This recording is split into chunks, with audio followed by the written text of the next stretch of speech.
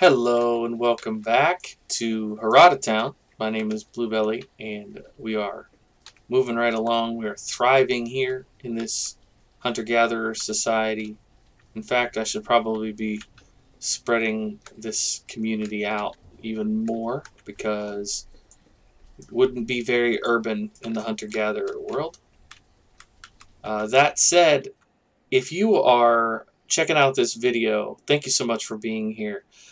If you're not already subscribed, it would mean a lot to me if you could do that. I hate doing this whole spiel, this whole ask, but honestly, we're trying to grow the channel. We're trying to get up to the numbers that'll help us do better overall. So please help with that. And the other thing is, I wanted to ask now, while we're in the spring of 8, would you like me to try to build a castle for the medieval era? That's my question. Because if we're going to build a castle, I kind of want to have that strategy in the back of my mind. But if we think a castle would be strange when we go to the colonial era immediately after, then I won't bother. So I'd love your thoughts on that. Would love your thoughts on that. So drop, comment down below if you think I should build a castle for the medieval time. Alright, so let's take stock here. Let's see where we're at. I'm immediately seeing a big problem here. We're out of school space. I might fudge the lines for the first time here. So this is the mini school. We've got a few of those. The schoolhouse is a little too modern looking, I think. The village school, definitely so. The one room, too polished. This colonial school, again, meh. But the medieval school, not the college. Small town. I believe the one that I wanted to look at is in the dock set.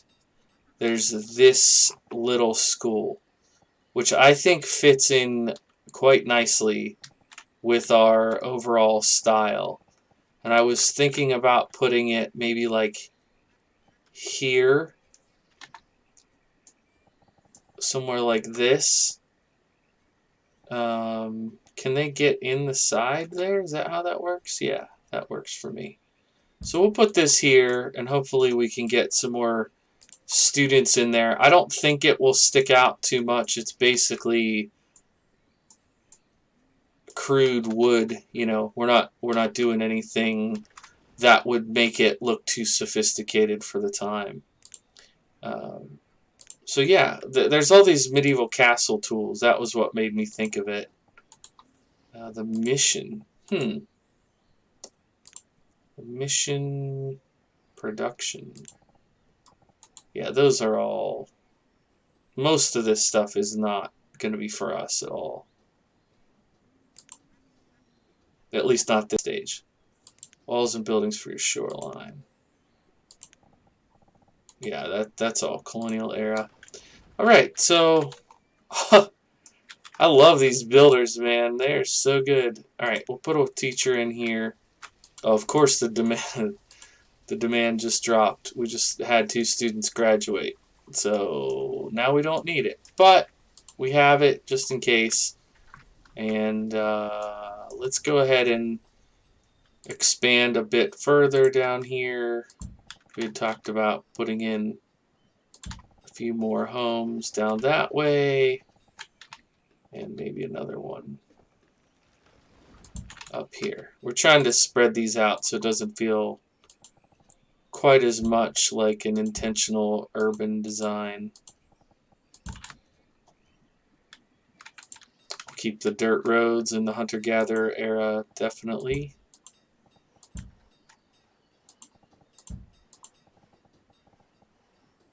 Where is it? Yeah, down there. Okay, perfect. Okay.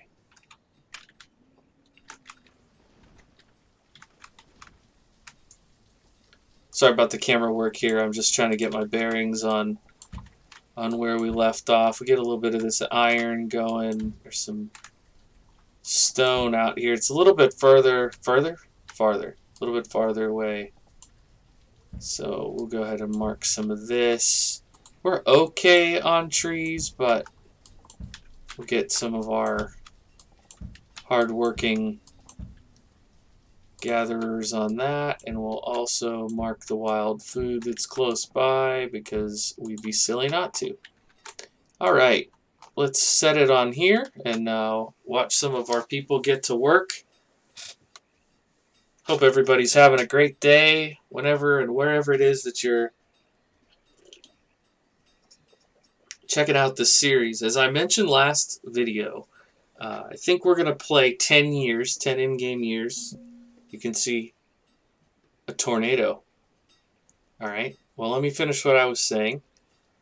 And we're gonna play 8 until 10. Spring of 10 is when we're gonna stop, and then the next episode we're gonna start making our transition to the next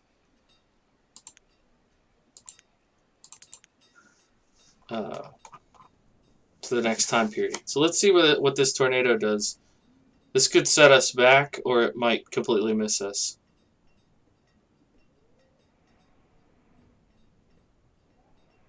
Do you see it? I don't see anything.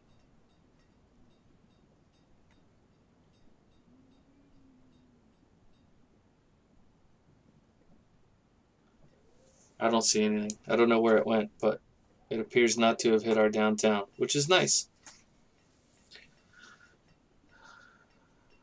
So, let's see if we get a trader. We had, what, 3 or 4 come in last time?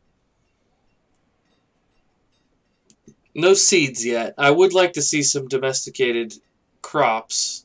That may be a characteristic of the next season, time. Do we want to say era of history? Epoch of time? Whoa, they're cutting through the school. Look at that. Well, I guess the algorithm says they'll take the fastest route, so that must be it. Straight through the middle of the school. That would be distracting if you were in class. Teacher, why are there people with axes coming through class? Oh, don't worry about it. That's just your future. You will be gathering resources. Oh man, look at this. We need another stockpile.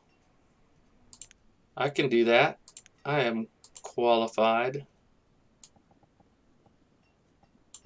There we go. And while we're here, aha, perfect timing. This is so weird because I have the view turned just because I didn't want people having to stare at the same shot over and over and over again. So there's fresh wild food with each season if you want to keep marking it. Alright, let's see what they brought us. Trade sheep.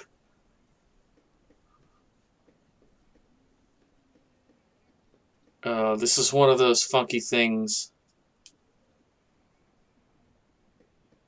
with the MegaMod. I don't know if that means I can't actually put that sheep anywhere. That's just like a domesticated animal for trade, and I don't need flax.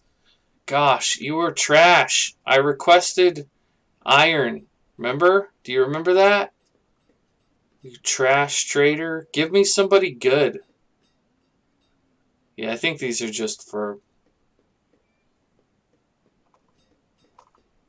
I mean, what can I do with one sheep anyway? I guess I'd get wool out of it. You know what? We have enough reeds. I'm going to do this just to see what I get. I don't need your flax. Thank you. So, are we going to have a sheep here? Is it going to show up in the inventory? No. Is it going to give us like mutton and wool? Or can I...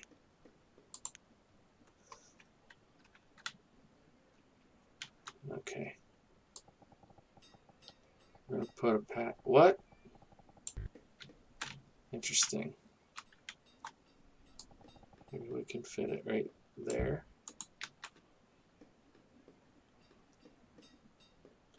Now, normally, I wouldn't... Oh, come on. Why?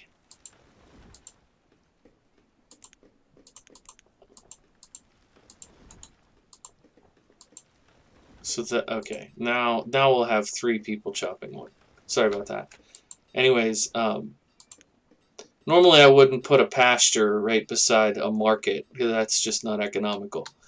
But we're trying to create some semblance of this being a hunter-gatherer society, and now they're slowly making their transition to domesticated things. We just got an apiary with honey last time. You know, that's not something that a nomadic group would do. By the way, so they get royal jelly.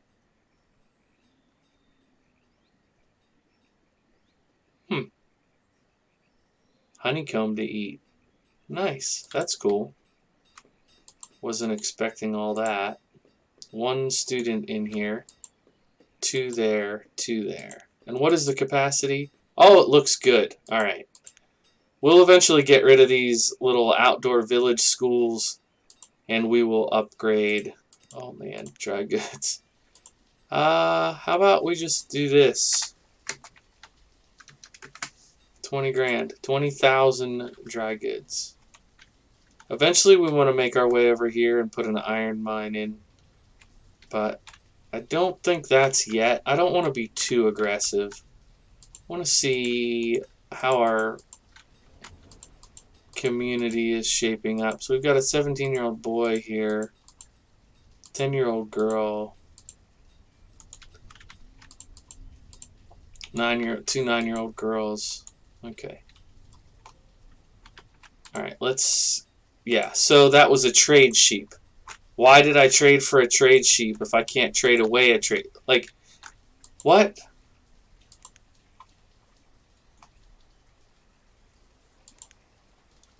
Why?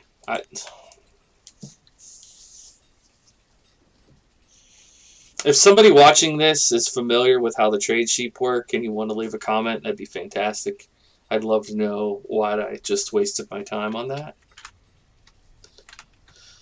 Oh, gosh. Now, did I ever end up putting... No. Okay, well, now we have that. Hopefully we'll get some chickens or ducks offered soon. Speaking of ducks, are we getting any duck meat? Duck meat, 200. That's not a great ratio. Let's be honest. It's not a great ratio.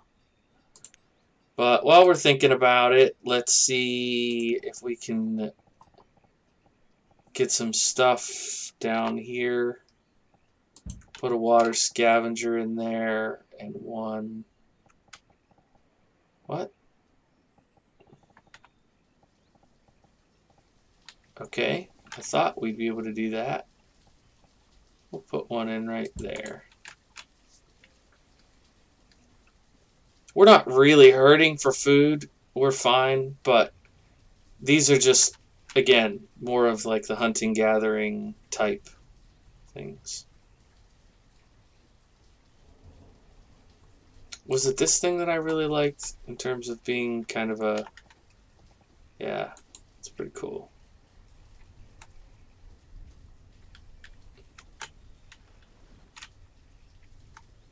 These things are cranking out reeds like crazy. 800, almost 900 last year each. Love it, because we're hardly spending anything, which is odd. But let's get more of these trees pulled out of here. And what are we at? Almost 500 stone. Good. We're going to need it. When we get to the middle eras, the middle era, I guess, the medieval, we're going to need tons of stone. Okay, so we'll put 1 in each of these. Firewood's catching up, so that was good. What are you saying? You're full? Is that fuel? Yeah, let's go to 500 on fuel. What do we have on logs? Logs. 1,000? Yeah, so keep getting logs. Good. Alright, so it's summer of 9. Let's do a few more houses. Maybe we'll put another one. Wait, Did they not build this one? Didn't I put one down here? Oh wow, that is really tucked in there. Okay, perfect. Put one down there. Put another one up here. Maybe one there. Actually, I don't quite know what's going to happen with this, but I just feel like it's logical that there would be forest homes along this side of the little tributary as well. So we'll do something like that. And then maybe we'll put a few more down here in the coming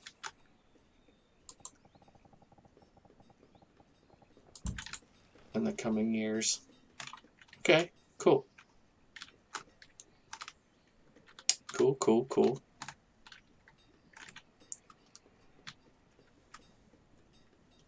Sprawling a bit, right? We're sprawling out a bit.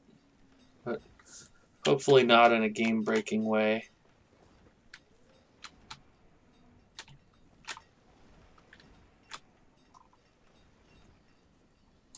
How are we doing on these? Okay, we're getting some stuff in.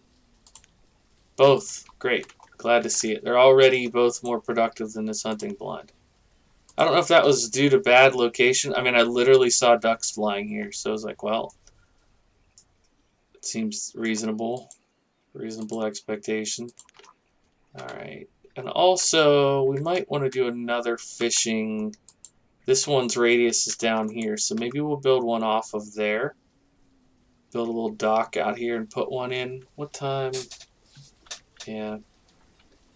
I mean, does that move beyond hunter-gatherer? I mean, we don't have domesticated crops because the trader's not bringing them to us. So I don't think we're being too modern or too aggressive by putting in a fishing dock, right? That's fine for this era. Oh, there's a house literally right there. Okay. Let's go here then, between these two houses. We'll come out here to about that far. We'll get a fisherman or woman. Fisher person right out there. That should be real good. Should be real profitable.